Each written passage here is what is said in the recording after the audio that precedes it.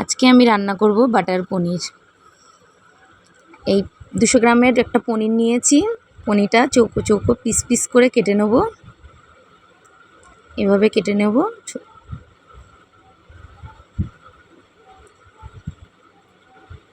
এরকম চৌকো চৌকো করে কেটে নেব। এই যে ছোটো ছোটো এই মশলাগুলো, টমেটো আছে একটা, দুটো পেঁয়াজ, কাজু আর ধনেপাতার ডাঁটি নিয়েছি, এটা আদা রসুন, দুটো শুকনো লঙ্কা নিয়েছি, আর গরম মশলার গোটা গরম মশলা, তার সাথে এটা কী যেন নাম, জয়িত্রী নিয়েছি একটু।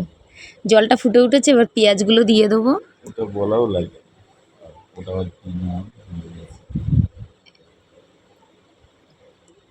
ফোটানো জলের মধ্যে এগুলো সব দিয়ে এগুলো সেদ্ধ করে নেবো একটু। এইভাবে সেদ্ধ করে করলে খুব ভালো হয় খেতে। সিদ্ধ গোটা মশলাগুলো সব কিছু দিয়ে একটু সেদ্ধ করে নেব। কাজুগুলোও দিয়ে দিলাম ওর সাথে একসাথে হবে। একটু নেড়ে দিলাম।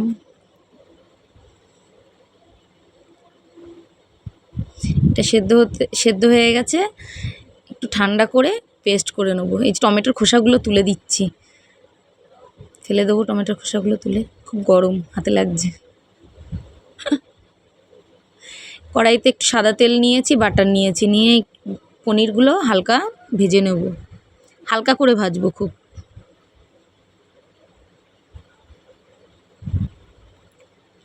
বাটার পনিরে অনেকে পনির ভাজে না, কিন্তু আমার একটু না ভাজলে ভালো লাগে না। একটু হালকা করে ভেজে নেবো, সামান্য নরম নরম থাকবে। এই মশলাগুলো এবার মিক্সারে বেটে নেব। বাটার দিয়ে একটু বাটার দিলাম, একটা তেজপাতা কেটে দিলাম,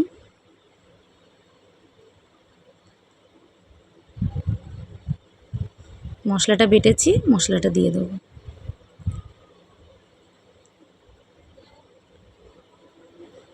মশলাটা 1-2 মিনিট একটু কষিয়ে নেব। কষিয়ে নিয়ে নুন,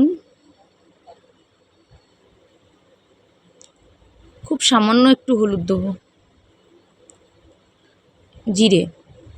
জিরের গুঁড়ো ব্যবহার করেছি, লঙ্কা,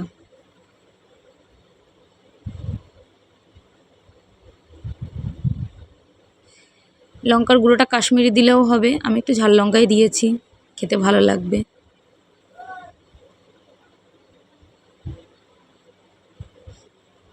কষিয়ে তেল ছেড়ে গেছে। যে মশলাটা বাটার জল মানে সেদ্ধ করার জলটা ছিল, সেই জলটা কিছুটা ছিল, সেটা মিক্সারের বাটি ধুয়ে দিয়ে দিলাম।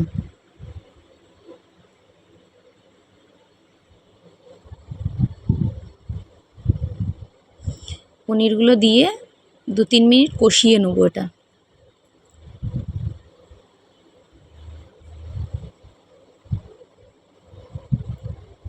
মশলাটা যত ভালো করে কষাবে তত টেস্টটা বেশি ভালো হবে। একটু ধনেপাতা দিয়ে কোচানো ধনেপাতা দিয়ে দিলাম।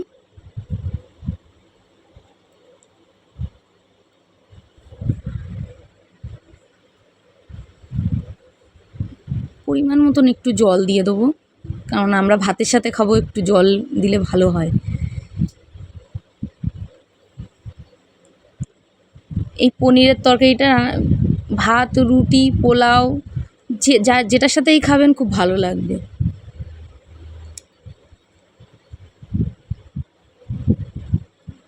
একটু বাটার দিয়ে দিলাম লাস্টে, একটু ফুটবে। কস্তুরি মেথি লাস্টে।